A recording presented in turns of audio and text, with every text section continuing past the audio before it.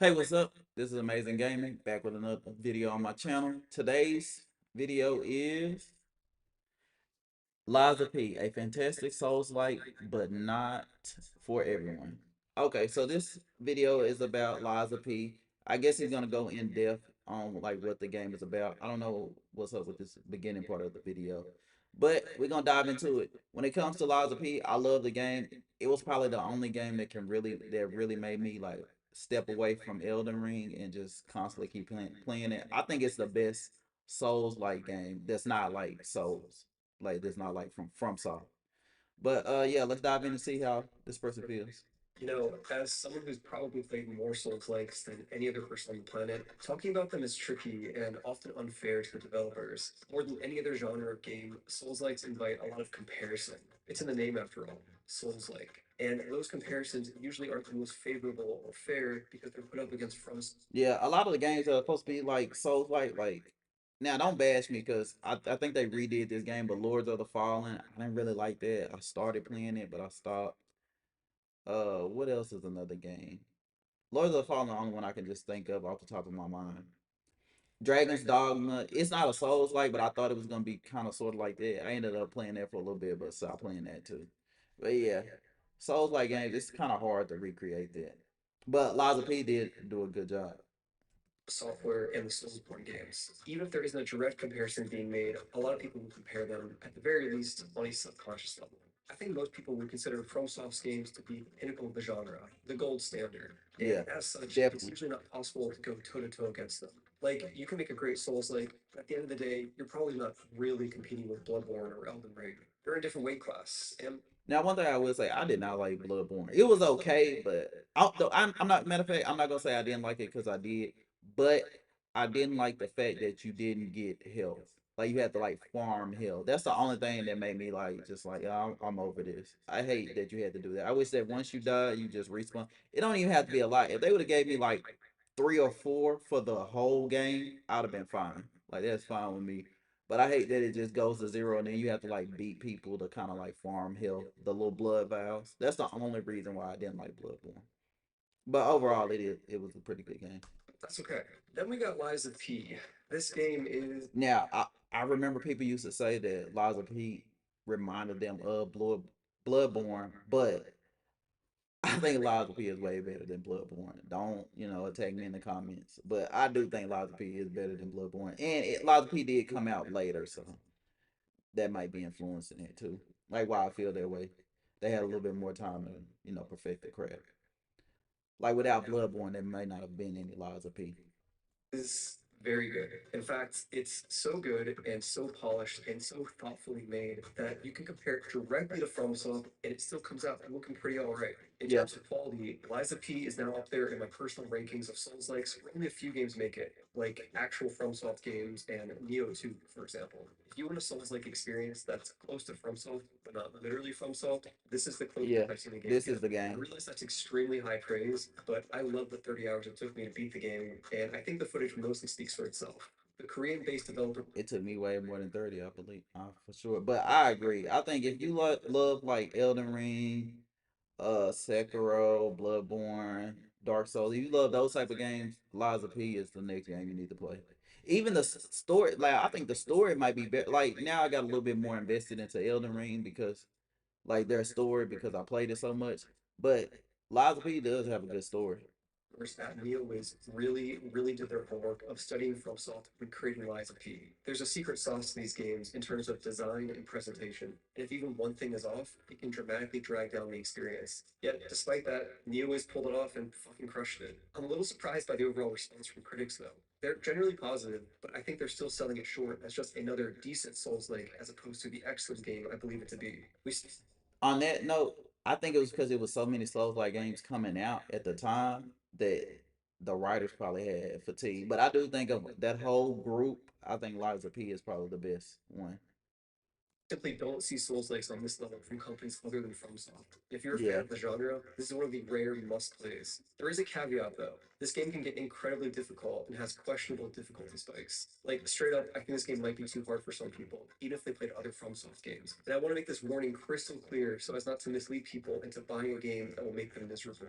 I totally understand people who might quit this game less than halfway through. I really do. You do kind of have to get good, as the kids say, and be willing to fail a lot. yeah. And stuff like range builds or online co-op aren't options to make things easier against bosses that demand you learn every single attack. You need to meet this game on its own terms without But now they did it to where it's a easy, medium, and hard mode. Like when I first played Lies of P, it was no changing. You had to just go on hard. But I think they did an update, so they let you go down on it. I guess to attract more people to play the game. So if you feel like the Souls like games are too hard, you can do easy mode on this. When I played it, there was no easy mode, so I just even the DLC, I just kept it at hard mode because that's what I've been playing on, and I enjoy games a little bit more like that.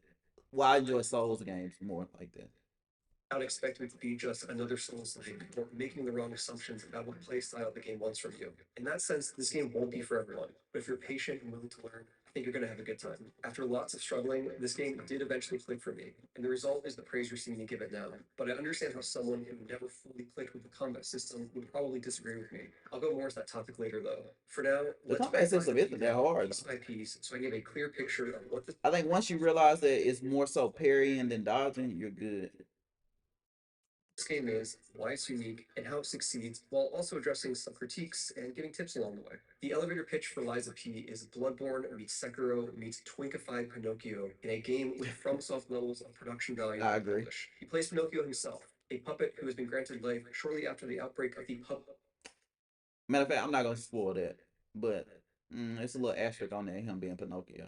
Puppet Frenzy, an event that caused almost all puppets to go crazy with bloodlust as they tear apart the city of Kratz, a setting inspired by the Bellopoke era of the late 19th century. On top of that, puppets aren't the only issue, as zombies are also running around. Yeah, this threw me off too. It got like a little bit of Resident Evil type of vibe to it. That threw me off, but I not in a bad way. It just I wasn't prepared for that. When you've been fighting like deranged puppets, and then it went to like zombie types. But yes, the visual design of this game is wonderful. Like it kind of remind me of when you just open up that door in Elden Ring and you just the Limgraves thing sign pops up when you enter into Limgrave. That's what this remind like that's what it remind me of when they showed that little background of like crop. Around. Pinocchio has his work cut out for him. As ridiculous as this premise sounds, there's actually a tremendous amount of respect for the source material of the original Pinocchio story by author Carlo Collodi from 1883. Like, basically every character and plot point is referenced in one way or another. For example, you got the cricket sidekick of Gemini inside your lantern, and of course you have characters like Geppetto. The fun part is that there's a twist or I did not trust Geppetto from the beginning. The moment I met him, the moment they introduced us to him, I was like, nah, this guy, he got a hidden agenda. He evil. And I kept that tone the whole time. Every time I talked to him, I was like, I roll like, yeah, right, Geppetto. fun adaptation to every idea from the original story. The And biggest my example would intuition be was correct. Pinocchio and lying. In the original story, lying is bad, Pinocchio's nose grows, and he has to be truthful to become a quote unquote real boy. In Lies of P, this concept is flipped on its head to explore the idea of humanity within puppets. Maybe lying isn't so bad. After all, lying is one of the most human things a person can do. Maybe the path to being a real boy isn't telling the truth. There's a lot more to this, but the way everything is woven together is genuinely incredibly well done and entertaining. That's one thing I regret, but I ended up doing it my second playthrough. But the first time I told the truth. I don't know what I was on, but I was like, oh, I think they want us to tell the truth. You ain't supposed to lie. But I wish I would have lied the first playthrough. That way I could have got the golden lie at the end. Which I ended up getting it, but it wasn't in my first playthrough. I didn't expect to care about the characters or story nearly as much as I did, and I even found myself reading all of the scraps of paper I picked up that had world building lore on them. It Nah, was I fun ain't doing unraveling it. mysteries and learning about the side characters. In general, though, it's a more direct form of storytelling than your typical FromSoft game. And while I've seen some people critique that, I think it suits the story they're trying to tell very well. Now, as much as I'd love to go into a literary analysis of the themes this game explores, I know that's Nah, not go my area. ahead. I So love let's it. talk about the game itself and get into the gameplay. If you played even a single Soulsborne game, the key word I'd use to describe Lies of P is familiar. This game is remarkably similar to what FromSoft makes. You got an Estus flask on Yeah, it's the Stargazer is like the bonfire in the Estes Flame. And I played Liza P in the DLC first, and it helped me out when I got to Sekiro. Cause I played Sekiro after I played these games, and this definitely helped me out. Like the parrying, it was a whole lot. The mechanics of parrying got was a whole lot easier in Sekiro because I had played this game first.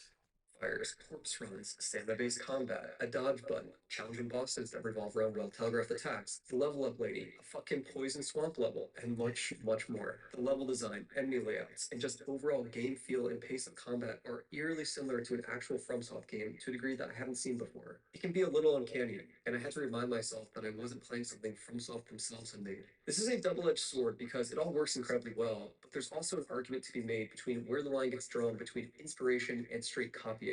I expect some of the pushback or mixed feelings about this game to stem from this idea right here. This is a concept I think about Nah, a lot. It's a question I'm faced with every time I it was different in its own way. Like they are similar. I think the feeling that you get from playing a FromSoft game, you get when you play Liza P. But I don't think it was like a direct copy. But I don't know. play any Souls-like. So here's where I land on it. Basically, imitation and similarity on some level is simply inherent to the genre itself of Souls-likes, and it's up to the developer to put their own twist on the source material to get people interested. I've played my fair share of Souls-likes where I don't think they do enough to separate themselves from the pack. So believe me when I say that despite all the similarities, I think Liza P does more than enough to carve out an identity of its own and justify its existence in a I big hated way. those guys Yes, when I some of the first saw them. similarities are I hate. Oh no, untrue, I hate but as these a full even more. package, Liza P is very much its own I thing. never And it's staggered them. How clearly you do made that? with an enormous amount of care and passion. Despite the obvious of the story and setting being unique, there's a number of mechanics that make this game stand out too. As a baseline though, Bloodborne meets Sekiro really is the best description. First, when attacking big enemies and bosses, you slowly build up a stagger meter that leads into a critical attack, but you can also perfect parry to build up that meter even more while avoiding damage. I think the next thing they should do is put it where you can actually see, like in Sekiro, you know how you can see that you're about to, like you can see it when the red bar, like they're about to, you can get like a crit or something like that. I think they need to put that in the game. Or would that be too much like Sekiro? It might be what he just talking about. Damage. Sekiro is the obvious inspiration here, as it's kind of close to how it works there. However, this game really makes you earn that stagger, because once you've parried and hit them enough, their health bar becomes outlined in white for only a small window of time, and you need to I take back everything I said because yeah, it does turn white, so you know you about to stagger him. My fault. I forgot about that. land a fully charged heavy attack to actually trigger the stagger. This is tough since your charged heavy attack is slow, the window you have is only a few seconds, and the enemy might not give you a clear opening. But it's a nice challenge and dynamic that's pretty unique and feels impactful and satisfying when you finally do land that big hit. In addition to parrying and dodging, blocking is an option. But again, Liza P has a new take on the concept. In addition to costing stamina, you also lose a bit of health, but it's recoverable health. If you attack shortly after blocking, you can get that health back. You can also get some of this health back by landing a perfect parry during the same time frame. This too is tricky. That after doing a perfect parry when you get here, that's the whole reason why I beat the final boss in the DLC. Cause I could not. It was one attack. It was kind of like Melania's waterfowl. It's one attack that they did that I just could not get around it until I realized, like, let me just parry. Because I was trying to dodge it and move out of the way. I don't know why I didn't think parrying it from the beginning, but yeah, it helped out a lot in that final boss fight. Since if you take any damage while not blocking during this window, health is no longer recoverable via attacking. I've seen several reviewers say it's just like Bloodborne, but here you have to be far more deliberate with your blocking and subsequent health recovery as opposed to just going feral and attacking like you would after getting hit in Bloodborne. If you're careful with your blocks and don't block more than one or two hits at a time, you can easily get into a habit of recovering all or most of your health. There's also big red attacks called Fury attacks that must be parried and cause a fair bit of stagger I buildup couldn't get the even timing after on the seconds of parry hit. attacks. I always got hit by It's them. an option, and dodging, which in all other circumstances gives iframes, doesn't give iframes for these attacks. However, you can still avoid a lot of these moves if you get out of the way by running back or to the side, so that's good to keep in mind as another option. This is a demanding game, and I found myself pushed into utilizing each of my defensive options to succeed. I will say though that perfect parrying and guarding is pretty central to the experience, so don't make the mistake of playing it like Dark Souls or Bloodborne with too much dodging, but also don't Yeah, swing too hard the other way and never dodge. and it's another thing people need to realize. You like the game will give you like before you get to this boss fight, they'll give you stuff that you need. Like you'll get like stuff to put like electricity on your weapon or stuff to put like acid on your weapon. And they kind of put it they do it in a way to let you know like this is what this boss is weak to. Or this is what the enemies in this area are weak to. So you gotta remember that too, so you can use those items and it'll help you in the boss fight. dodge. Basically, just remember that despite all the comparisons I'm making, Lies of P is ultimately its own thing, and you need to approach it as its own thing, as opposed to Bloodborne 2 or Sekiro 2. Even so, once you figure out what this game wants from you, it's fucking hard. There is some really precise timing required on parries, and it feels far less forgiving than Sekiro with a tighter window for success. When you combine that with bosses that move erratically and like to delay their attacks with huge windups and mix-ups, this is a game you're gonna die a lot in. Despite my enjoyment, I think there is certainly an argument to be made for the parry window to be extended just a hair, especially when some red attacks are Mm. disproportionately punishing for how quickly they move. Those red attacks And while punish some me reactive every speed will time. not be enough for I some gotta games, dodge that. you really need to internalize the timing required for parries as opposed to using purely visual cues. Back on the topic of mechanics in this game, every weapon has two Fable arts, which are basically just weapon arts, but you can activate them after building up enough blue Fable bars after landing enough hits. This is a slow process, and to balance this, the Fable arts are usually very impactful. And that brings us to one of the coolest mechanics of the game, weapon assembly. With the exception of special boss weapons, every weapon in the game can be split in half between its blade and handle, and that means you can mix and match any blade with any handle. This enables some impressive variety in player expression. Let's go over how it works. The moveset and When it comes to that, I didn't even use it. I used the biggest sword that they give us, which it was like the arc sword or something like that. That's the sword that I used. It got me through the whole playthrough, a little bit of the DLC. Oh, the DLC has like a gun sword that you have. That's what I used in the DLC once I got it. But you had to go like pretty much through majority of the game to even get that weapon. But yeah. weapon scaling of any weapon is determined by the handle, but the damage and speed of the weapon is influenced by the blade. So, for example, you could stick a giant hammerhead on a dagger handle to hit harder, and it'll have the exact same dagger moveset, but it's going to be slower. Also, each blade and handle has different fable arts, so those are also getting mixed up into interesting combos during the assembly Hmm. process as well. Additionally, when upgrading a weapon with upgrade materials, you only upgrade the blade. Here's a really cool consequence of this system that I think some people might overlook, and I'll illustrate it with an example that happened early on in my first playthrough. And that's another thing too. When it comes to Souls like games, even this one, if you feel like you're not doing enough damage to a boss, it's better to level up your weapon than to actually keep dumping points into like on this one they have like strength is like motivity and technique. They have like uh different type of things that you put your attribute points in. But a lot of times if you level up the weapon, you don't have to keep dumping points into like whatever build you're trying to build. It's best to put those points into health and into like whatever the stamina or endurance, whatever it is. It's best to put some of those points into that. You'll do a lot better to do that than to actually keep dumping them into whatever build you're trying to build. Keep dumping that because most of the time you'll get a greater boost when you level up the weapon. Through. I opened a chest and found this cool booster glaive weapon. I'm I just equipped giving it y'all and it had golden this nuggets charge of attack that pushed you knowledge. forward. And I was tempted to use it, but I wasn't sure if I wanted to invest in the upgrade materials to do so. This is a common scenario in Souls games, right? You find something new, but you've already invested materials into your current weapon. Well, guess what? Here, I just took the weapon head I was already using and stuck it on the booster glaive. And boom, I got to use this new weapon without needing to invest materials just to test it out. This is kind of huge and lends itself to way more experimentation and variety than most games in the genre. Now, all that being said, the funny thing is that I didn't use this feature nearly as much as I wanted to because the non customizable boss weapons were so fucking cool. I had an umbrella rapier that expanded and could block hits, Yeah, a sword with a frankly silly amount of moves and mobility. that's the one thing about Souls games. When it comes to like the special weapons that you get from bosses, normally they aren't as cool as if you just pick up like a random weapon and then just throw a different technique or something or throw a different power set to it. So, but in this game, Logic P, it is cooler to use the special weapons.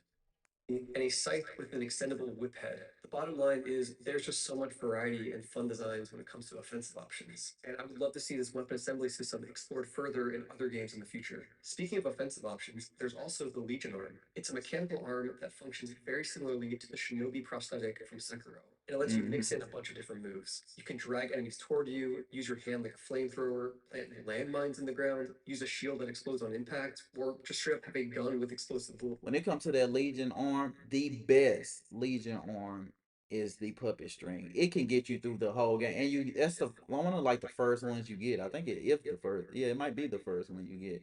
That is probably the best Legion arm. I don't care. You can argue with a brick wall. bullets. Here's another neat idea Liza P has. You can break the weapons of enemies if you land enough perfect parries. What's even crazier is that this applies to bosses too. This lowers the damage and reach of their attacks for the rest of the fight. I think this whole mechanic is super cool. It's a nice way of rewarding the player if you're playing with extra precision. This game also does. I think it was probably one time I broke a boss's weapon. Other than that, my weapon was about to break way before then. And then when I tried to like fix it, I ended up getting hit too much and dying. But I think one fight I did break a boss's weapon. Some fun stuff with weapon durability. Basically, your weapon loses durability over time as you attack and block, and you can repair it at any time by using your arm as a grindstone. When you're exploring levels, it honestly barely deserves to exist as a mechanic, but boss fights are where it actually gets interesting. After the first few fights, basically every boss required me to repair my weapon at least once mid-fight, and finding an opening can be difficult. This whole mechanic is justified for the moments of sheer panic that happen when you forget to repair your weapon and then it bounces off the boss mid-fight. On top of that, there's a debuff some enemies inflict called Decay, and in addition to draining your health, it rapidly drains your weapon's durability. Yeah. So yeah, weapon durability is something that seems pointless. And one thing I will say, if you wanna like to help you out, if your weapon is nearly breaking whenever you're doing like fighting a boss, it would be best to put some type of like fire. Like if you was fighting this boss, fire would probably be the best thing to give him. I believe this boss is weak to fire, and a lot of these other like the later game boss, acid will work on them whenever you do it. But like if you put something like that on your weapon, you'll do more damage, and you might by the time you get to a point to where you have to like recover the durability of your weapon, the boss fight will be over. This early on, but I like how they turned it into a mechanic that you need to pay attention to, adding just that extra bit of challenge to an already difficult game. Weapon durability can almost be entirely ignored in most Souls likes that decide to include it, so it's a nice change of pace to see one where it's a core mechanic. Also, the healing mechanic in Lies of P is kind of neat. Basically, it functions like an Estus flask, but when you run out of charges, you can recharge an additional use by landing enough hits. This creates scenarios where And see, that's what it makes it. Oh, that was a good friend. But that's what makes this game a little bit different. Like like if you tweak it a little bit. Like I love that. I wish they had that in some more in FromSoftware game. I wish they saw this and was like, oh yeah, we could use this. Like if you hit enough enemies, you will build up some health, and you will just get a health, and it really helps. Like when you're exploring. where a comeback is always possible during a boss fight if you play well enough. And yeah, I basically found myself using all of my healing on every boss fight, so it came up more than you might think. So there are more quirks to the combat, but I hope I've painted a picture of how this game has its own identity, even if you look at it from a purely mechanical level. It's not just another Souls-like with no new ideas being brought to the table. Take it from someone who's played a lot of these games. I definitely don't always get the impression of a strong identity when playing Souls-likes. Let's move on and talk about level design. For game developers, you have the best Souls-like combat system in the world, but your game will live or die by its level design. And I've seen so many games not pull this part off. I don't think everyone realizes just how much heavy lifting level design does for these games. Even when Yeah. looking at FromSoft's own games, the level design is absolutely critical for these games being as fun as they are. One of the biggest reasons for this is that regardless of the spin you put on it, Souls-like combat is inherently very simple. You'll be repeating the same attacks and dodges over and over. Therefore, Mm-hmm. it's necessary that these games have a wide variety of different enemy types, and B, a variety of different encounter types. Yeah. Basically, imagine a game where you keep fighting the same enemies one on one over and over again. This is a recipe for a game that will quickly get monotonous. And if you pay attention, you'll notice that FromSoft is typically very good at avoiding this. And since they were taking extremely thorough. Yeah. Now the game design level wasn't like. Well, I don't lie. I feel like other than other than Elden Ring, I think this Lies of P game design was up there. I love the game design, and I think more so than anything, Lies of P like the shortcuts that you get because Elden Ring, you kind of like you go from grace to grace, and it's kind of it may be a couple of like shortcuts in there, but in Lies of P, the shortcuts like that was almost like that was like one of the best rewards. Like, oh, I got a shortcut, so I don't have to go through this again. Especially when you're doing like linear type games. So I did enjoy that. Thorough notes, the devs of Lies of P avoid this too. I was consistently presented with encounters that put pressure on me. One of the simplest examples of this concept is when an enemy is attacking you with a range attack, but there are one or more enemies between you and them. Do you focus on the closer enemy while avoiding the range attacks, or do you run past them to take out the range enemy?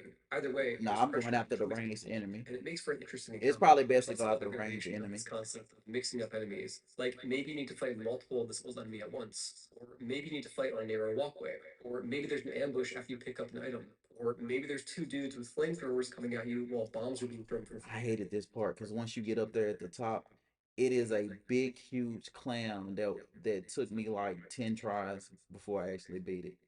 Further up. Lots of possibilities. And that's just the enemy component of level design. You also have the physical geometry and map layout of level design.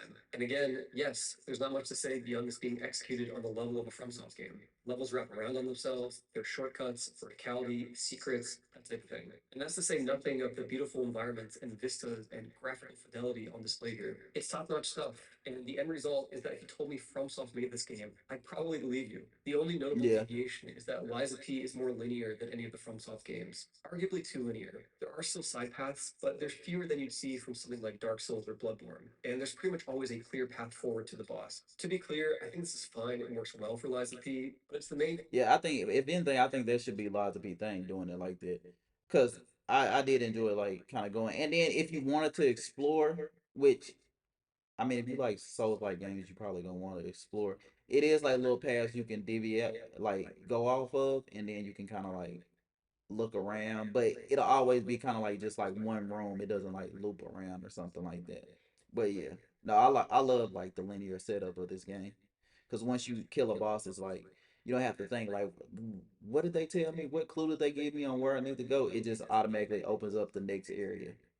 thing that stands out if you're strictly comparing it one to one with FromSoft. And I did find myself wishing for moments where I could get lost or stumble across some really big secret or lengthy detour. One of my favorite things in most FromSoft games is how there are so many huge secrets that are optional and easy to miss. With how well the devs of Lies of P nailed the environments and the atmosphere, I think this game would have benefited from letting you engage with it more in the form of more exploration. Now, let's take a few minutes to focus on the bosses of this game and discuss combat more so I can go into more detail. To Hmm. reiterate, some of the bosses in this game are extremely difficult, and while the difficulty is comparable to Sekiro, some bosses push past that in even more difficult territory. This is the type of game where you'll get beat so bad on your first attempt that it makes you sit up in your chair and think, damn, how am I going to do this? And then you'll die a couple more times, finally get it, and then find out that was just See, I was on the opposite end of this. Sometimes when I would fight a boss, I would get I would do really good on the first time, and then after that, when I'm trying to like learn the technique, I would do horrible. Like sometimes I would get to like a second phase on fighting a boss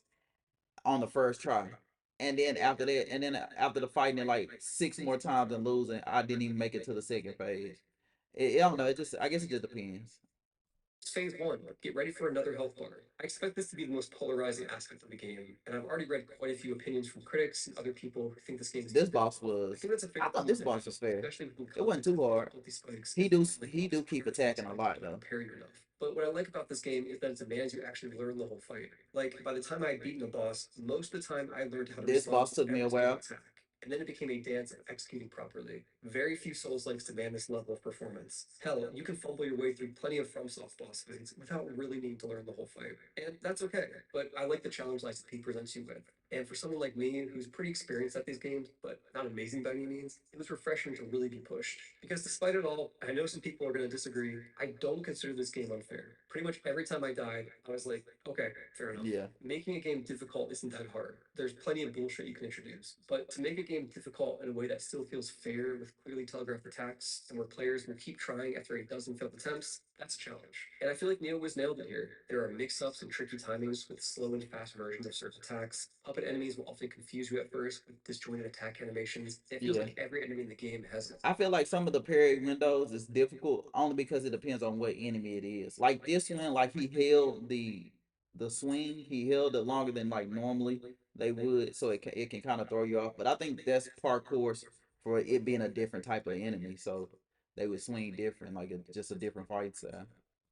multiple attacks with huge windups perfectly designed to throw you off. All this is very tough, but never genuine bullshit. Or at least 95% of the time it wasn't bullshit. Could some of the elite enemies and bosses with long attack chains be toned down just a bit? And would the game be better with just one or two extra frames from the parry window? Maybe, yeah, but Yeah, as it give me some stands, it's frames for still that very parry window. doable and fun if you're into challenging games. I'll come back to the topic in a bit, but let's keep discussing boss mechanics for now.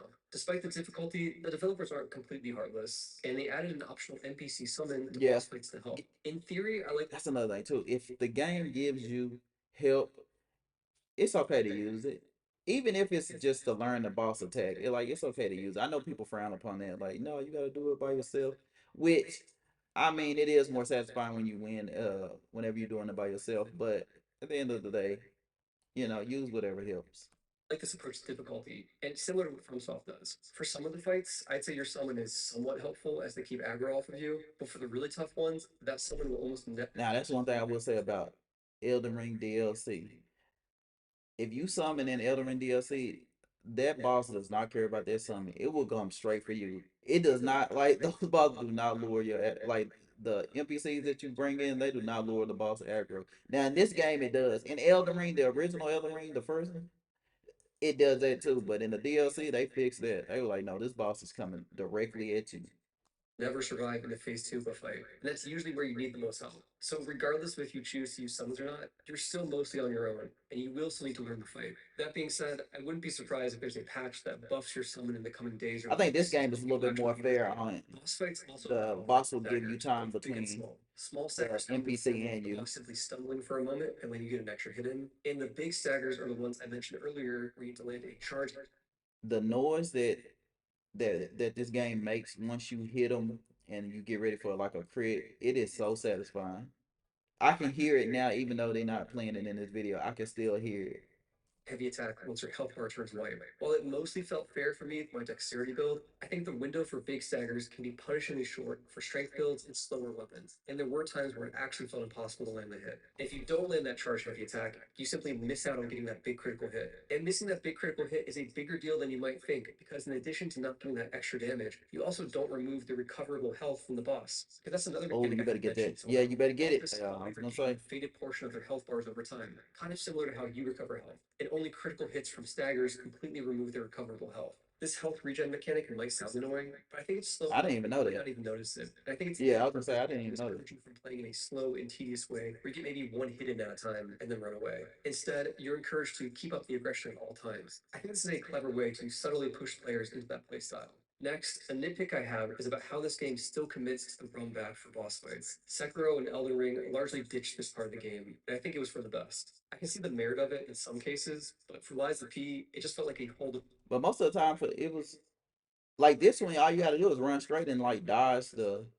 I think it's like one enemy that come down the stairs and then you just run straight. So they did it kind of like it was always like easy once you got to the boss to just keep on going. I don't remember just ever having a problem having to run around enemies to get back to the boss fight. Over from Dark Souls without really adding to the experience. And this is a game where most boss fights are going to take quite a few attempts, so it gets annoying. One critique I want to address is the claim that there are too many two-phase boss fights. And when I say two-phase, I'm specifically talking about how the boss will transform into basically a new fight after you deal enough damage or clear the first health bar. I'm torn on this because I think the fights are very well done. I didn't feel that way when I first played the game. Now that I think about it, I think it was like a lot of two boss fights. But when I first played it, I didn't think too much of it. I'm sympathetic to the idea of boss fatigue. For example, fighting the first phase repeatedly because the second phase keeps kicking your ass can be incredibly frustrating. Since all you really want to do is just learn the moveset for phase two, but you slowly need to get there each time by repeating phase one, which you may have mastered already. So yeah, not sure where I personally land on this topic. Just wanted to bring it up and let you know I'm mixed on it. That's kind of the thing where you say that's just like Despite that, I really want to stress that overall. when it comes to this attack, I died so much. I used to run in the corner and let the lightning like keep striking the corner so it wouldn't hit me, it would hit a wall. And then I realized, yeah, I could just parry all of those. And then it was because if it's a perfect parry, you'll gain your health back. So just another tip for you.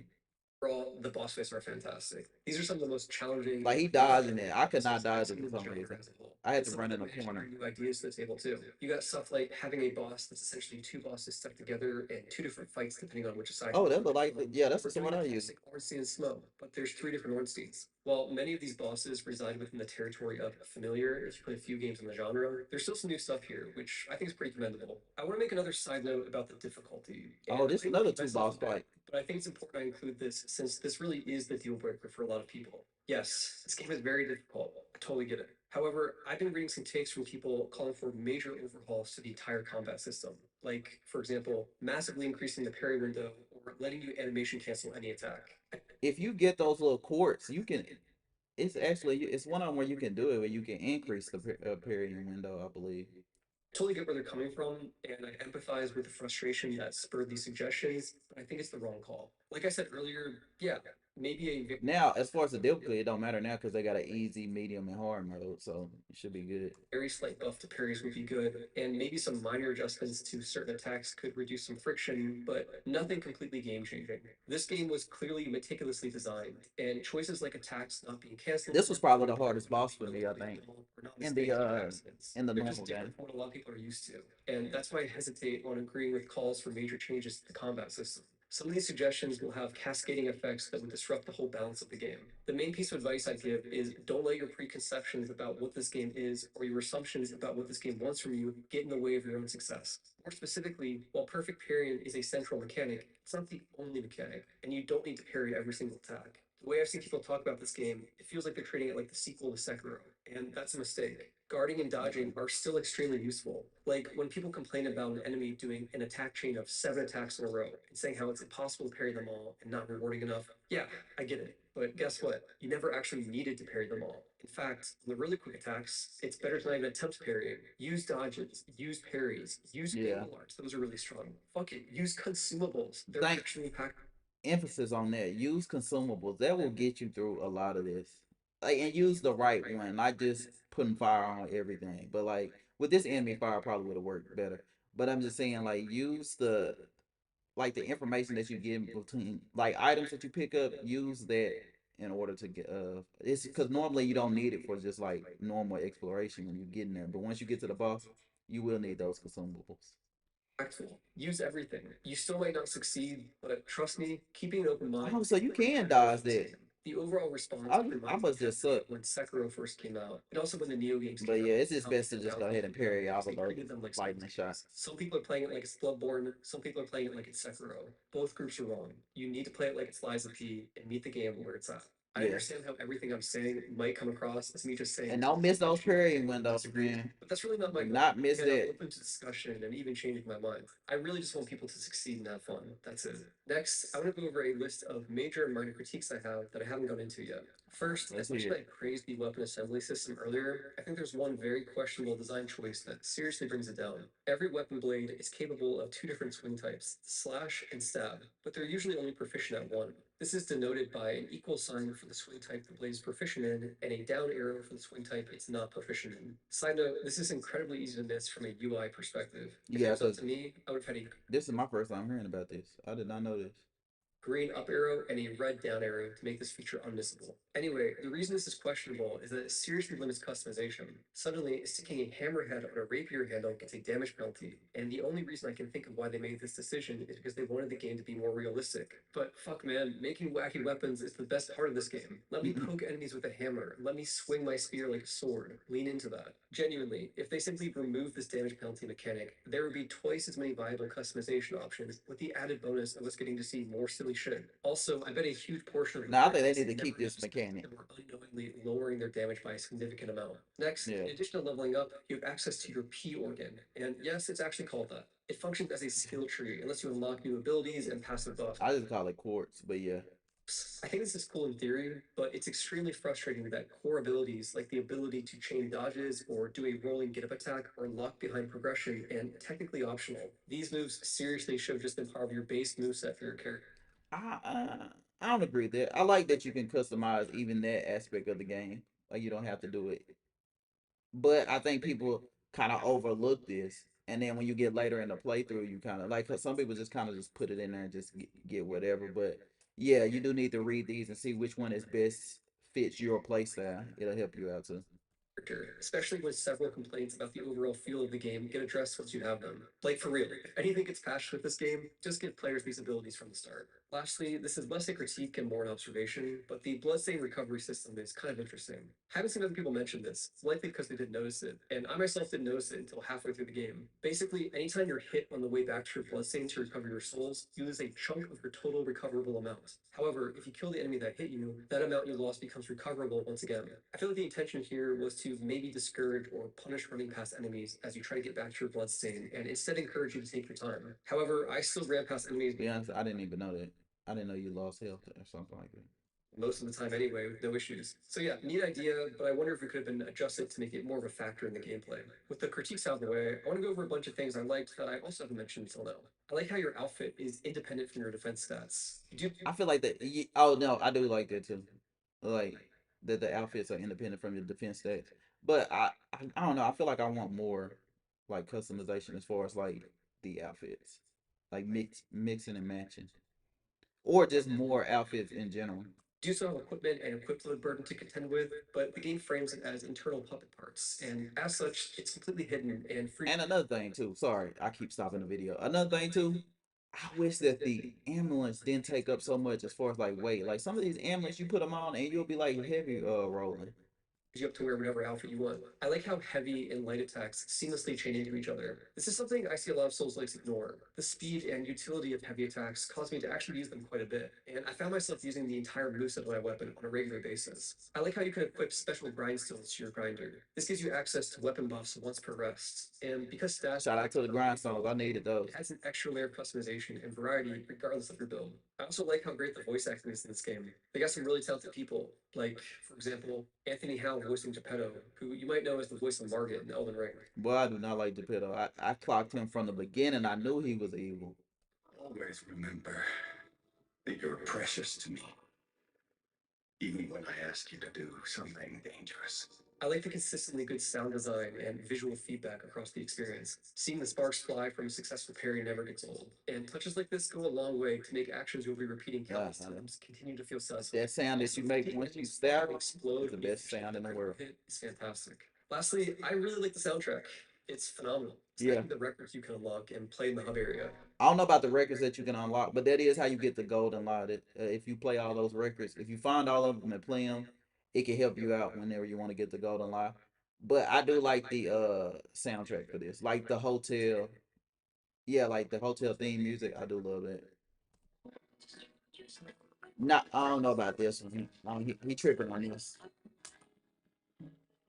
Now, I want to take a minute to discuss the overall critical reception of this game and why it's making me feel like I'm going just a little crazy. I want to preface this by saying I'm not trying to discredit anyone. These are all just video game Oh, you opinions. got this thing to handle on this These sword. servers don't do I a good never job fought with a capturing sword like that. at once. But it blows my mind that Liza P is receiving about the same level of critical success in types of discussions as something like, for example, Mortal Shell, another Soulslike. I apologize to Mortal Shell. I'm not trying to single you out. It was made by a smaller team, so it's a great accomplishment for what it is. But Mortal Shell is what I consider simply a decent Souls-like. It's fun, has some really cool I never ideas, played but it with also it. has some serious design issues and shoddy execution that make me hesitate in giving it a full recommendation. The truth of the matter is, Liza P is worlds apart from something like Mortal Shell. I'm not satisfied with calling Liza P just decent because I think the developers have achieved something. Nah, it was 9.5, 10 out of 10 to me, but I'll settle for 9.5. It was a great game. Here. This is the real deal. And as one of the largest voices in the community, I feel compelled to make that as clear as I can. It really is on that level that I reserve for actual FromSoft games and stuff like Neo 2. And while I can see some people not agreeing because they think it's too similar to FromSoft or too difficult or unfair or something else, that doesn't change my personal feelings toward the game. It's just a really good game. So yeah, Liza P is not reinventing the wheel. It's not earth-shatteringly new. It's probably not going to make you feel anything you haven't felt before. It's familiar, but it brings more than If you love Soul games, I do recommend playing. enough new ideas to the table in a package with FromSoft levels of polish and execution. It's got a gorgeous world and a compelling story, and it commits so hard to the idea of Bloodborne Pinocchio that you'll forget how silly the premise is as you get sucked into its world. Its crushing difficulty in ways it mixes up the genre will undoubtedly push some people away. But for those who stick it out and are willing to learn, you're going to be in for one of the best games the Souls-like genre has to offer. I know it's probably not on most people's schedules given how packed this year has been with incredible games, but this one's worth Nah, your time. definitely check it All out. I'm saying is I'm incredibly excited to see what these devs do next. And unlike Pinocchio, I'm not lying. Thanks for watching. I really hope I did this game justice, and I'll see you guys in the next one. No, this was good. I really enjoyed this video. This was a really good video. But yeah, if you love Souls like games, I recommend playing Lies of P. It was wonderful. I love this game. Well, after I did my original playthrough, I didn't get a chance to like go through it as far as like the pros and cons to it, but I did love the game. I think I played it probably. I did the DLC once, and then I probably played Lies of P, the main story, probably like 3 times. But yeah, overall, it was a good game. And if you enjoy content like this, make sure you like and subscribe. I'll see you guys next time. Bye.